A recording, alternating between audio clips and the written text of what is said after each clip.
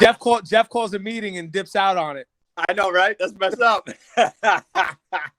Yo, how's fishing going, bro? Dude, it's good. It's good, man. I was actually out a couple of days ago. My buddy caught a nice 4. So we've gotten a few good ones. Nothing at 5 yet, but we're getting there. Yeah, of course. So I actually, you know what I've actually taken up, in the last couple of years? I've been going out of Port Chester, New York, and I've been going into the Long Island Sound. Oh, yeah? Just doing like fluke and whatever else is there. Yeah. But it's a nice 6-hour trip on the water, bro. And for $65, you can't beat that. That's not bad at all, man. $65 for 6 hours? That's crazy. No, it's a great deal. And you get to keep whatever you want? Yep. Dude, that's awesome. Yeah, no, I mean, think about it. In today's day and age, everything is so expensive. For $65, I can go out there with my son and we can, for $120, have 6 hours on the boat. Yeah. Fill your freezer up. Yeah, for sure. That's awesome. For sure. But yeah, Jeff, so that Army job opened up, man. And I tried to jump on it. I actually reached out to Emil, but I was a day late and $1 short for it. No. Nah. I was actually out fishing when he texted me. My buddy's like, dude, what are you doing? I'm like, I'm trying to help a buddy get a job. Yo, Jeff, this isn't live right now, is it? Because I believe after I left Iona, the guy that replaced me is now the guy up at Army, correct? Connor, yeah. Yeah, he left Iona. He was up at Albany. Okay. And then he took the job at Army, and he was the assistant. And then when the head football guy left Army, went to North Carolina, Connor got bumped up. So he does a phenomenal job. Okay. Yeah. That's good, man. Yeah. Nah, God bless. You got back in. How's it up there with you at Hartford? It's good. I mean, it's a little bit different. The last couple of years have been challenging going through the transition from D1 to D3. But, the kids in terms of what they're doing with us, like they're hook, line, and sinker, getting after it. They understand what we're doing and why we're doing it, starting to see all the results year by year. Yeah. So it's been it's a blast. I mean, being out of it for a couple of years, and then going through COVID and being redeployed and literally spending a year taking people's temperatures and doing testing and stuff like that. I mean, I was literally losing my mind. So getting a chance to get normal again. Now, phenomenal. Now, what was the reason why they went D3? Was it, finances or something? Yeah, I mean, it's finances, but I'll be honest with you, with the landscape of college sports and how it's changed so much, and now with the NLIs and stuff like that, I wouldn't be shocked in the next 5 years if you see more schools do it because, I mean, you saw, what's the school in New York that just shut down? Was it LIU, Brooklyn? Somebody just completely just dropped their college athletic program because they can't afford it. It's a small school. So, and now you look at the D3 model where your student athletes actually help the school sustain financially because now they're bringing in money. Even if they get academic aid, they still have to pay something. So, if you look at it and say, all right, Hartford, the average student athlete is going to pay $30,000 instead of, so many kids getting free education. Well, 30,000 times 300, that's $9 million. So now you become an asset to the university and help the university actually financially sustain itself. So I wouldn't be shocked if you see more schools do it, but it'll be interesting to see because the landscape is spreading further and further apart with, the Power Five. Then you have the group of five, and then you have everybody else. So. Now, would you entertain, picking up your family and moving elsewhere at this point, or no? No, I mean, with my oldest going to college next year, he's going to be an hour up the road playing lacrosse, and then. My oldest daughter's a senior, my youngest daughter's a freshman, and then my youngest son is a seventh grader. Right? I mean, he was only 2 years old when we were together for that year. You know what I mean? He was 2 years old, and now here we are. He's going to college, and it's bananas. Crazy how time flies. It really is. Yeah. I remember being in the weight room crawling around, dude. Yeah. Like you brought him up for a day. That was during the start of winter, like the winter dead period. He's just up in there. It's wild, man. Yo, Jeff, you know what I always think about? Who was that gentleman that was friends with you that you guys came through the Citadel together and then he went to like North Carolina, Greensboro? Joey? Joey? Yeah. Is he still involved with it? No, went to UCLA with Frank, and then Frank left UCLA. He hung out for another 6 months. Hated the new guy that came in, and I think he's at some like LA Fitness Club, something like that. It's a bigger one, but he runs the training program up there. But he's great. He's probably killing it financially. Probably so, but he is the most socially illiterate person I've ever been around. That's all right. I hope he sees this too. I'll tell him that, but he's a good dude. And we played high school basketball against each other. I mean, shit, we go back a long ways. Yeah, Emil, do you still have all your certifications like up to date? Yeah, I mean, all I ever had was the CSCS, and then USA weightlifting, but that was just like you did it to do the course. There was no CEUs involved with that. You just had to Khyl? To stay certified. Yep. Yeah, no, you still have to, with the NCAA now, you have to have your CSCS or your CSCCA. So it's improved from that end, you know what I mean? That still bothers me to this day. Like, I wish I could reapply for the CSCCA just to have it. But like, I haven't done it in so long. I don't know if they would actually make me take the test again. Yeah, even your CSCS, if once it expires beyond a certain amount of time, they make you retake it. Yeah, I'm definitely at that point. Yeah, I'm definitely. I dropped mine in 2012. I just refused to get the CEUs. I'm like, dude. I mean, you know what I mean? I had a couple of chances to get back in, and at that point it was shit. I mean, I was an athletic director at that point, so it's like, all right, well, I appreciate the job offer, but I can't up and move right now. But the CSCS, I remember when you went down to Southeast Missouri State, man. Oh yeah, dude, that was freaking blast, man. Yeah, I remember you went down there. It was man, I tell you what. Look, he's bugged out right now. The OVC just came out with their 75th anniversary team for football. We have four of our guys on that roster, like our center, a running back. We had a linebacker who's just fucking nuts. His dad played for the Bears with Walter Payton. Wow. I remember you enjoyed that experience a lot more than you enjoyed Canisius. Not that Canisius was bad. That's a not dude. Bad, but the weather was crazy. I don't mind the weather. I didn't mind that though, because I was up in northern Michigan. I mean, to me, Buffalo was tame. Yeah. I don't know, man. I could have stayed at Canisius for the rest of my life.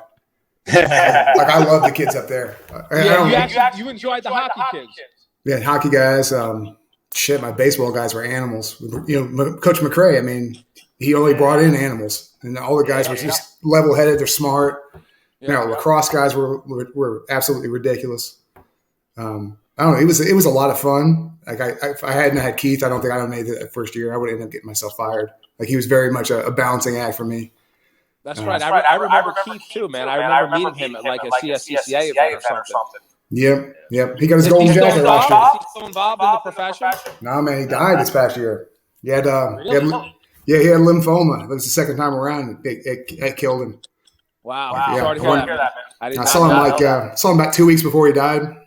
Yep. And just like still has personality, Yeah. But kept apologizing to me. He's like, he kept falling asleep. He's like, man, I'm sorry. Like, dude, you're okay, man. I'm just here to hang out with you. You're all right. That's crazy, man. Because like now as we're all getting older, you really start to take moments and everything, serious because we're starting to see people our age not make it, and it's very eye-opening and it's very scary in many ways. 100%, man. It really is. I kind of want to get this thing kicked off. Just kind of introduce yourself so everyone kind of knows who you are and whatnot. Like I know you guys very well, but other people might not know much about you. I'll start with Emil. Like, how did you get started in the profession? Like where you say you're at Hartford right now, but just talk about your progression and whatnot. Yeah, so I started out at UMass Boston. I did my undergraduate. And was very fortunate. Avery Fagenbaum, who at the time was very big in the NSCA, was my academic advisor. I remember sitting in his office, going into my senior year, and he's like, all right, what do we got? And I'm like, I don't know. Cardiac rehab, dude, I haven't gotten that far. And he was just like, hey, what about strength conditioning? And I was like, all right, what about it? He's like, well, you're an athlete. What about training athletes? And I was like, yeah, cool, sounds good. Let's do it. And so I reached out to Joel St. Cyr, who was the head strength coach at Northeastern at the time. It's actually, believe it or not, I'll come back to it, but that's how I got connected to Jeff, was through Joel. But yeah, so I interned there. Had a great opportunity, took advantage of it. From there, I bounced out to DePaul University out in Chicago. And I was out there for a year with our men's basketball team, and then spent 2 years at Maine as the assistant. And then came down to Hartford, got my first head job, was here for 4 years, and then ended up down at Yale, was there for 12 and a half. And to go back to that story, my first year at Yale, Joel was doing a search at the same time, and I knew it, so I had to hire a full-time assistant, and I reached out to him, and he's like, hey, this kid's Jeff Lee down at the Citadel. He just said, he literally just said, he's one of us. I was like, all right, guys. I reached out to Jeff, and I was like, all right, dude, I'm going to fly you up. And then I was like, you want the job? He's like, yeah, absolutely. I was like, all right, cool, we're done. And that's actually how it started. Like, it was that simple for me because, everything in life is about, relationships and people you trust and knowing that you can take somebody's word. So it just kind of worked out crazy enough. But yeah, then I left Yale after 12 and a half years and was out of it for about 2.5 years, and working for Hartford Healthcare. And then this opportunity came back up, and again, like going through COVID was really a grind for me and tough. And, an opportunity to get back in and do what I love to do and what I'm supposed to do. And, once I got here, everything was just normal again. So it's been great. You know what I mean? And I got a full-time assistant that, is phenomenal. So it's, just a perfect situation, especially for this point in my life. It's great. So.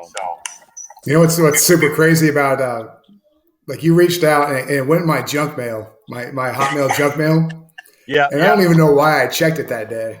I'm like, whatever. Let's just see what's in here. And it was from you, and I'm like, what the fuck is this? Yeah. and Ash was down there at the time. She stayed down for the summer with us, and worked and whatnot, and went to the beach a lot. She's like, just give the guy a call, just whatever, give him a call. This is fucking wild, man. Like it's like one of those things, like it's a 1 in a billion, and the 1 in a billion happened that day. Yeah. That was funny too, man. When Khyl interviewed, like I didn't know him, and he came on campus to interview, and he's got this crazy hair, and I'm like, can I really hire this dude? Like, so I still have it too. So I'm like, listen. But I like it, right? It's all about just the person. You know what I mean? And I always tell you guys, when I interview, it's not about what's on your resume, it's about the person. And, are we gonna be good personality-wise? Are we gonna be a good fit? Is just somebody that I can teach and learn, but has the presence and the confidence. So I knew it was good, and so I offered him the job on I think it was a Friday or something. And he's like, do you mind if I take the weekend? I'm like, yeah, no problem. So I'm up in New Hampshire where you don't get reception up at the lake. And this dude called me on Saturday. He's like, I'm in. I was like, all right, let's go. So it was funny, man. It was funny.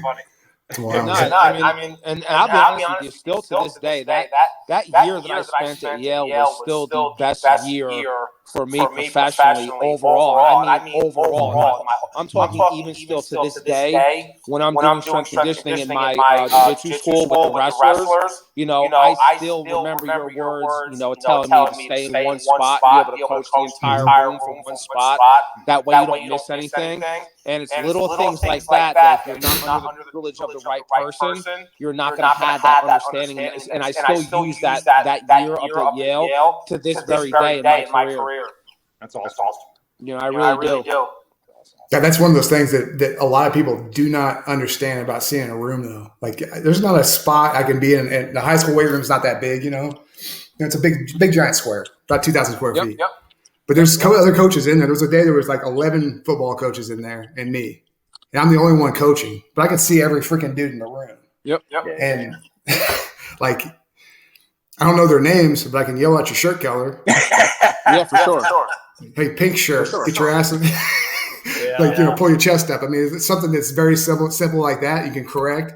But the hardest thing as a head guy was to teach that to somebody else. You need to be able to see everything, no matter where you're at. And only a few guys that I had could actually pull that off. But it's one of the biggest takeaways that I had is that there's not a time that you should be in and that you shouldn't be coaching. For sure. Like it's either effort or it's attitude or it's execution. Jeff, you and I learned that the hard way. But we're not going to bring that up here. We're not going to bring that up here on national TV. Here's the deal, though. I'm going to say this, though. Like that. God, I was still salty. No. It's no. I've never had a chance to actually tell you this, though. I went home and I got fucked out of my mind that night. I drank probably a fifth of whiskey to call Khyl. I'm like, what the fuck is this? You know? And it wasn't that I was mad at you. It was like I let my dad down.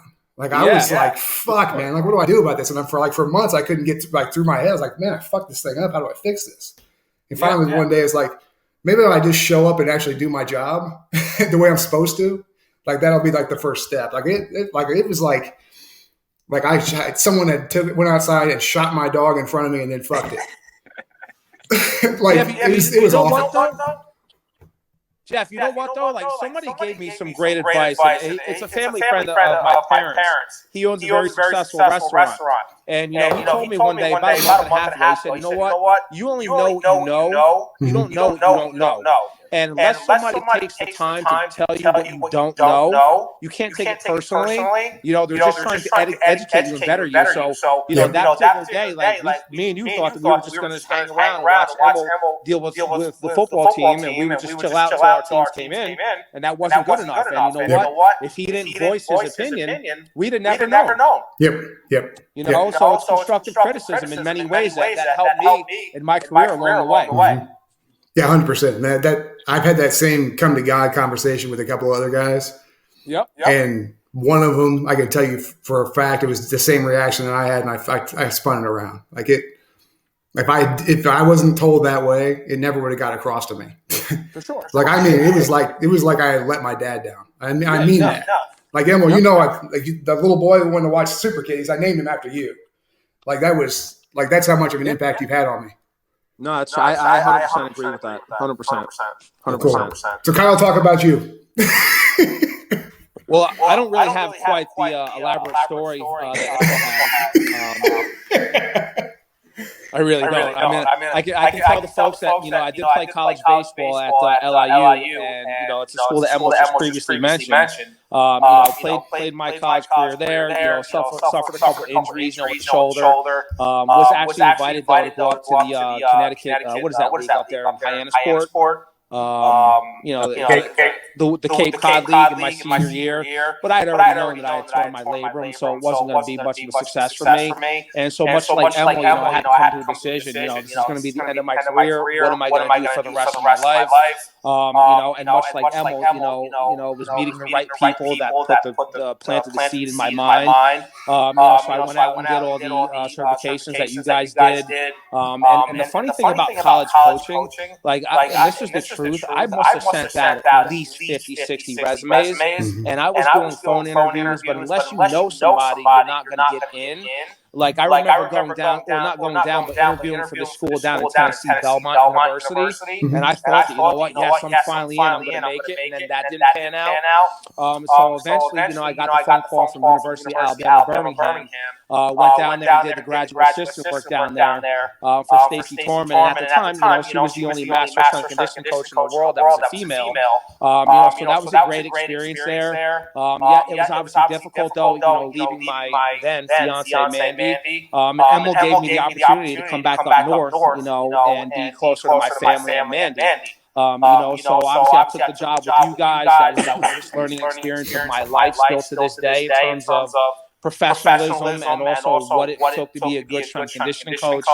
After that year, I landed the job, the first head job at a D3 school, Manhattanville. And I'll be honest with you, that was also a great experience, because their men's hockey team was fantastic. They were ranked number 2 in the country.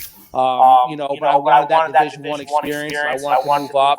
Obviously, Mandy had worked at Iona, and I left, Manhattanville, got the head job at Iona. where fortunately I was able to meet up with Coach Willard, Shaheen Holloway, and really be a part of the men's basketball program. And then when Coach Willard left, and went to Seton Hall, I was fortunate enough for him to bring me along there. And at that point, as a strength conditioning coach, you kind of made it. You're a Big East strength conditioning coach. At the highest level. We're talking private jets everywhere. We're talking staying in 5-star hotels. You had made it at that point. But I left the job after 3 years, and in some ways, and I think we all get to a point where we have regrets in life. Coach Willard is now down at Maryland, University of Maryland, making $4 or $5 million a year. And, we had a rocky relationship to some degree, but it was also very positive. I learned a lot of good coaching skill sets through him. Obviously, he was with Coach Pitino. But I eventually left that entire profession, took the job with the Sheriff's Department. That is going to be a very brief conversation right there. For me, I did almost 10 years in the Sheriff's Department. But I always found, something was missing. I felt like I was empty in life. I haven't completely removed myself from sports. As much as you think in law enforcement is a team concept, it's really not. So while all of those things were going on, I still paid a lot of attention to jiu-jitsu. I was competing around the world, and I found a love and a passion for it. And fortunately, I was successful with it. Now I have my own school where I do jiu-jitsu and wrestling. I also do strength conditioning. And so basically my entire life, the totality of my life is now under one roof. And the goal is still to try to get these kids that I'm working with from point A to point B, and that means going to college. And it's been very remarkable and rewarding. I mean, just like in any business, there's always BS. But once the good outweighs the BS, that's why I'm still doing it, because I still do care for kids. That's awesome. So on the jiu-jitsu end, like, what's the thing that has kind of pushed you forward? You're a second degree black belt now. Yes. Yeah. So, I mean, what's the key to that? So, Jeff, I'll be honest with you. I don't know if it's so much the concept of jiu-jitsu. I think that the mat sports in and of themselves, including wrestling, teach somebody more about life than anything else. Because, in a team setting, you can always blame somebody else for the success or failure of the team. When you go out there and it's just you, well, you're living and you're dying on that sword. And in life, many people, lack the ability to do that. And so, when I lost in my state final match, 25 years ago, I still have the medal hung up on my wall in my jiu-jitsu school, because it was a reminder that no matter how hard you work, sometimes things are not going to work out for you, and you have to keep pushing forward. Well said. Well said. So I got a couple of training questions I'd like to talk about. They're more philosophical than anything else. But the first one is, there's this persona, like, you can make somebody tougher through training. Like, you can drive them into the dirt, and you can make them into something that they're not. Like, is that possible? No. You don't think so?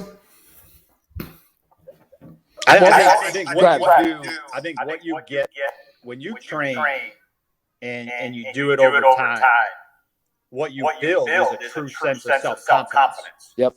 In knowing that you put in the work, in knowing that my body's physically stronger, you know what I mean? I'm faster, I'm more explosive. Like, you build a self-confidence. But to say that mental toughness is built by getting up at 5 a.m. and doing this and doing that, no, because if you've ever done that, you just grind through it. Yep. You just survive. Yep. Okay. Is there a little bit to that survival? No doubt. But you're not winning games in the fourth quarter because you did mat drills in December. Yep. No, it's true. Yeah. It's true. Right? You're winning games because you got dudes on the field making plays that want to win. Good in-game adjustments. Like, that's why you win games at the end of the day. Let's be honest. Okay? We play, like, strength coaches play a very important role in terms of athlete health and wellness, Mm-hmm. and then physical development. Yep. And then in season, staying healthy, and then continuing to stay physically at that level that you were at when the season started. Okay. But when the ball gets thrown in the air, or you kick off, or you drop the puck, whatever it is, either dudes are making plays, or they're not. Yep. Either your goalie's hot, or he's not. Yep. But they're not thinking about it. They don't care what you did in practice, or they don't care what you did in the weight room. Like, I think that gets lost a little bit. And again, part of that is ego driven. And you guys know me, like that's the furthest thing from me. I'm very confident in who I am and what I do and the results I'm going to get. Yep. But I'm not going to pat myself on the back or break a board over my back or, any of that stupid stuff. Like, come on, man.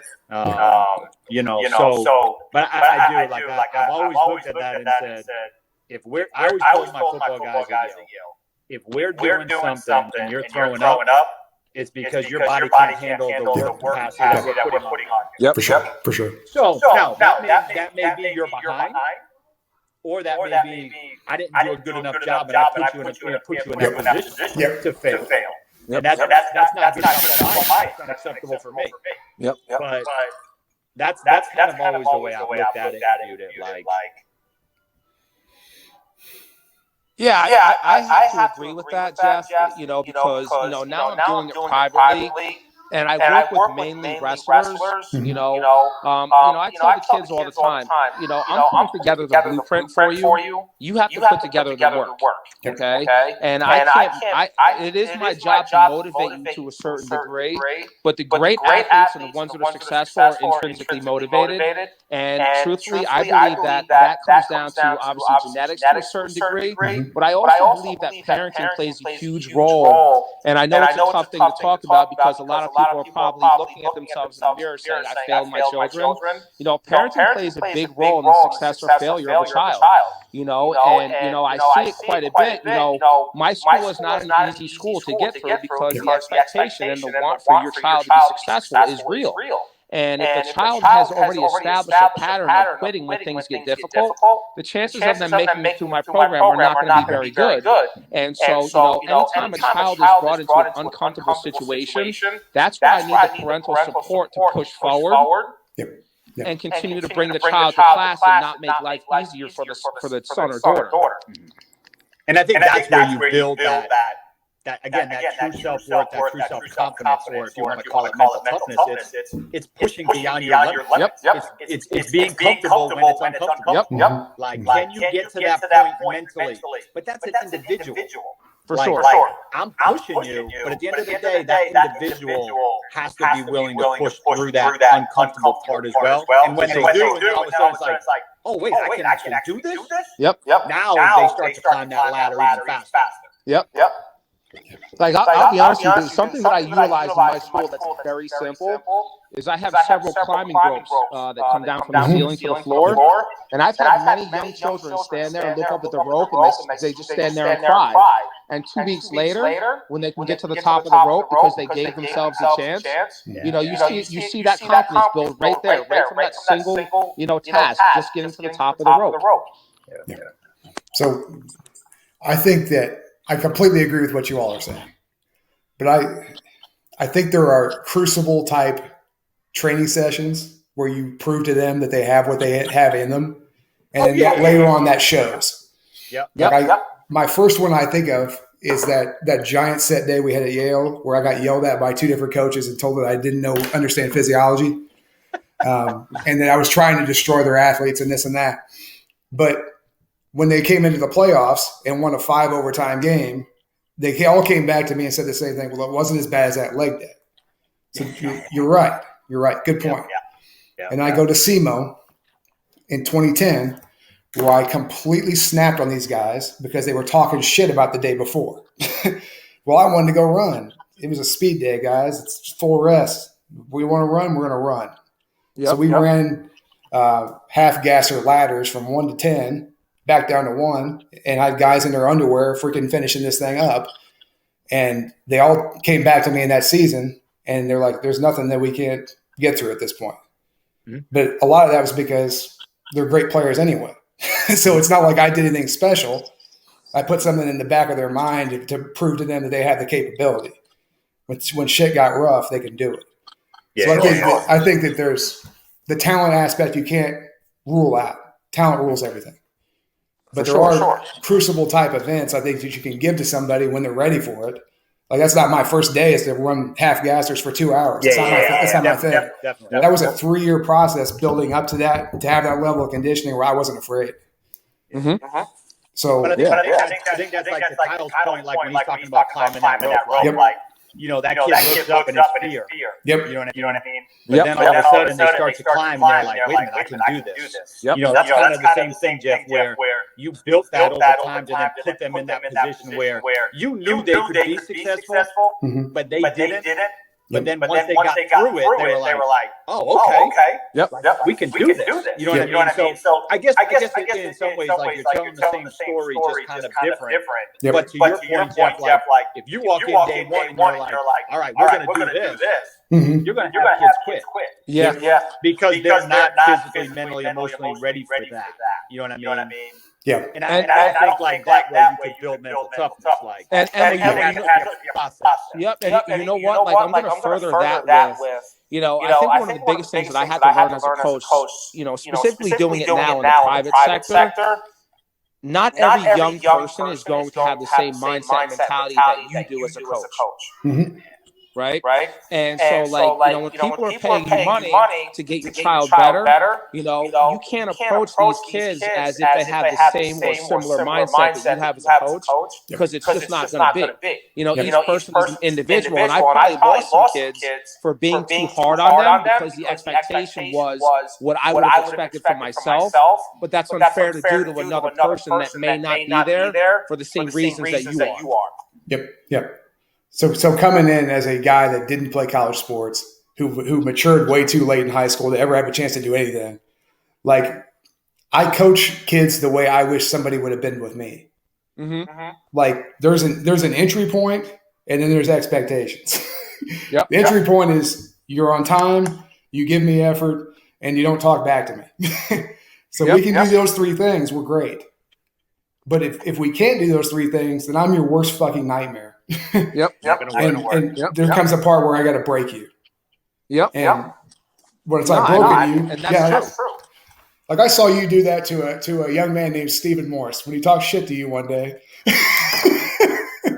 And he's making a lot more money than all of us right now combined. So I guess he won out. But that day I saw the fear of God come into him. Yeah, but you remember that day with Mike? Remember Mike when he was squatting? Remember I got into it with him too? Mm-mm. The running back. Yeah, I know what you're talking about. I just don't remember. Yeah, he was saying, I said something to him that one day too, man. I mean, Emil was probably happy to see me go. It's going to turn into a fight club. I'll tell you what, though, one of my favorite stories at Yale, though, and I remember when I spoke to Emil originally, he told me that he really needed somebody to take the women's lacrosse team over. And I remember my mother went out and bought me these nice plaid shorts, and I was all ready to go. I was going to dress like I'm in an Ivy League school. And I remember I had a group of 18 girls out in front of me, and I went to squat, and my pants split open. Remember that? Split open in front of 18 college girls, man. So my favorite Khyl story, while we're in the middle of this, is there was like this Halloween party, I remember. And somebody dressed up as you. And, and you're like, I need to talk to this kid. So me and Emil are inside the weight room. There's that window where you can see into the office. Yeah. And this is what I see about every 3 seconds.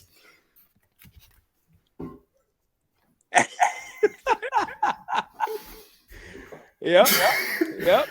And this was like for 20 minutes straight.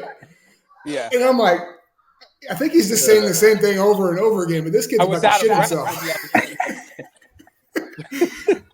We all have those moments. I never laughed so hard though, because it was the same. You could see like how mad you were. So you're pacing around, not trying to like blow up entirely. Then you're back in his face pointing at him like, oh shit, it's getting real. And you're finally don't ever dress up like me again for Halloween. Something like that. It was just freaking hilarious though. I'll tell you what, man, that whole experience was great. The whole year. Really, I'm with you. So my second question today is, what advice would you give a young coach who's trying to get in the field? So Emil, you're in the field very, very much in depth. Like, what advice would you give to somebody that's brand new? I think the biggest thing is always, be humble. I think too many times, like kids come out of school, they think they got all the answers, but be open-minded, be humble, and truthfully, you got to have initiative. Like you got to want it. You know what I mean? And there's only so many jobs. There's a ton of applications, people trying to get in the field. But how are you going to separate yourself? And that's one thing, like, I always, talk to you guys about, talk to anybody I ever brought on board, whether it was an intern or a full-time staff member. And you guys know this because we went through it. My expectation I put on anybody that comes into my room is the same expectation I still put on myself every single day I show up. Yep. And that is to be great. Period. In everything that you do. And you ask my assistant, I think I still clean the weight room more than my staff does. Like, I will never ask you to do something I still don't do to this day. And it's just like with your athletes. Why do you have to spend time under the bar? Because you have to know what it's like on set number 8 of doing 10 sets of 10 squats, what's that like, so that you can coach it. So I think like just, not being afraid to do the little things, but having initiative to do things when you're not asked to do them. And it's the little things like cleaning the weight room, picking up all that stuff. And then honestly, I think one of the things that kind of slowed me a little bit when I got in the field was don't be afraid to ask questions. Like, don't be, and I mean that from people you're working with, or just reaching out and having a conversation with somebody, like not being afraid to shoot coach an email and say, hey coach, would love to just get on the phone and chat with you a little bit or something like that. You'd be surprised how many people are actually willing to do it. I remember when I got in the field and going to conferences and just being overwhelmed, and then I heard Tommy Moffitt down at LSU speak, and I got back and I sent him an email, and like a week later, dude, I got like packets in the mail. Yep. And I'm like, holy shit, Tommy Moffitt sent me a package, like of LSU football. Like, I made it. You know what I mean? But I think sometimes you can just be intimidated and just never be afraid to ask. I mean, what's the worst someone's going to do? They're just going to say no, or they're just going to ignore you. Okay, then you move on. Yep. But, I guess that would, it's a lot. I think initiative is the biggest piece, and again, just not being afraid to ask. You know what I mean? Like the asking people that have the information that you want is the biggest one. Yeah, I mean, like you can showing up to me and doing your part is like it's an afterthought for me. Mm-hmm. But want to ask questions and to want to actually get information from people that have better information than you is the one. So I can remember 2 guys that I called. One was in 2010, Khyl Dietz up in Minnesota. Like he did some presentation, on that triphasic stuff and this and that. My assistant brought it back and shows me this packet. It's like, I'm going to call that dude. So I called him up, put something together. I took like 6 guys. We put 60 pounds in their squat in like 6 weeks. It was absolutely stupid. And then the other one was Rourke Kutchlow. And I'm not sure where Rourke is anymore, but he was at Illinois State for a long time. But I called him up a couple times and just always had really good information, always wanted to talk. And it was more about just learning about you as well. It wasn't just about what he knew. It was shit, he was asking questions back and forth. And he was just a really good guy. Yep. So on the jiu-jitsu end, are there people that you seek out information for other than your professor that you learned under? Yeah, of course. I mean, there's all kinds of jiu-jitsu channels on the internet, YouTube. And other areas, on social media. I don't think you ever get to a point as a black belt or in anything where you stop learning, especially jiu-jitsu is such an innovative sport and there's always new moves and new techniques coming out. And, what I try to do for my students is I have to stay up on those new techniques so that I can expose my students to them because I want my students to be well-rounded in all ways. But I think the most important thing with jiu-jitsu, Jeff, and this is the truth, I kind of feel like it's been watered down in many ways because I don't think that people realize, how scary of a world it is that we live in. And, I tell my students all the time, if you're the person that's walking around with the mindset that it can't happen to me or it won't happen here, that's the wrong mindset. When I was working for the sheriff's department, I was attacked 2 times in off-duty scenarios where if I didn't have training, things could have gotten ugly. And so, I try to teach, in my school, the mindset as much as the moves. And I tell my folks all the time, a move without the proper mindset attached to it is just an empty move. And I can quantify that to even do an Olympic movement. Your mind has to tell your body how fast, how explosive that lift needs to be. And it's no different in jiu-jitsu. If the goal is to submit somebody, then there has to be intent behind that move for it to actually work. So I do and I feel like I do a fairly decent job of trying to attach the word mindset to whatever we're doing, because, having a positive mindset in life and having understanding is just as valuable as the actual move or the sequence of moves itself. Mm-hmm. Yeah, for sure. Still to this day, like when I'm working with my wrestlers and we're going over the Olympic lifts, I still teach it in the same step sequence that I did back when I was in college coaching. Mm-hmm. And I think the hardest thing for an athlete to understand is just how explosive that lift needs to be for them to truly understand the technique. Yeah, like the Olympic lifter, the guys that do that for their sport would probably yell at me here, but I always tell the guys, like, you got to jump if you're going to do this. You have to actually understand what force is like, and you can't produce force by not jumping. Yep. Yes, buddy. TV time. Now, Jeff, I have a question for you, since this is your episode. The last time I saw you, your head was just about bald. Say that again. Your hair was about bald. Yeah, hey, come over here. So here's the deal. I made a decision, like when we got locked down, my mom's like, you'd look so much younger if you had hair. I said, fine, you're getting a mullet though. And she didn't believe me. So I've been at this thing for 3 years now. It's gotten super powerful, but it's not as powerful as this dude at Walmart. How come you don't have the side shave though? Because I got to get that today. I got to get tightened up today. You got to go all in. Right now you're halfway in. Yeah, I'll send you a picture in a little bit. But my girl Jackie's going to tighten this thing up today.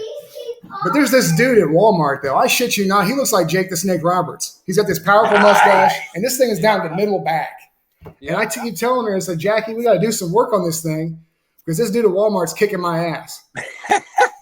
And she laughs at me, but I'm like, you don't understand how much I want this. I want this power. I'm like, who's the mythical character who got all of his power from his hair? Who was his name? Midas? I have no idea, man. It's a biblical character. He cut his hair and he lost all of his strength. You can't think of his name. You're on a different level right now. Jesus Christ, man. Well, very cool. You guys have anything else that you want to add? Because we've been on here for about 45 minutes. Wow, it's been that long? It goes quick, man. It does. No, I mean, listen, I'll be honest with you, and I hate to say this because it's kind of a shame in many ways, but I've met some great people in college sports along the way, and unfortunately, over time, you lose contacts and you lose connections. You don't reach out, they don't reach out. But you two guys are two people that still to this day that I still make a point to reach out to. And that speaks volumes to the relationships. I mean, hell, me and Emil went hunting together later on in life. So like the relationships that have been formulated specifically at that, 1 year at Yale, I can't say that they superseded the other relationships, but these are the ones that have stuck with me for, through the course of my life. Yeah, for sure, man. Like when you were at Iona, I was like Canisius, man. Like it was like, I remember just texting back and forth, that year, talking shit to each other more than anything. Like we're gonna get you, and this and that. Yeah. It was so cool to actually work in the same room and then work in compete schools and whatnot. And like that, I think that just elevated it even more for me. I remember one time Emil came down to Rufus and Tarrytown with the football guys, and I'm not sure where I was working, but I went over to the hotel. We had a couple of drinks, and I remember going up to that place, Black Bear, and up there. Yeah. Remember we were in Hartford and my car got towed? Yes. Yep. So Jeff, Khyl sits down with the basketball team when he was at Seton Hall. He's like, hey, let's meet up. I'm like, all right, cool. Dude, we come out from the bar, my car's gone. No, Jeff, Khyl flags the dude down, This kid, he convinces this dude to give us a ride to the tow place, and this dude drives us, and they were like, all right, peace. Yep. Yeah, that's good times, man. That's wild. That's wild. Well, cool. Anything else, Emil? You want to give some parting words? This was fun.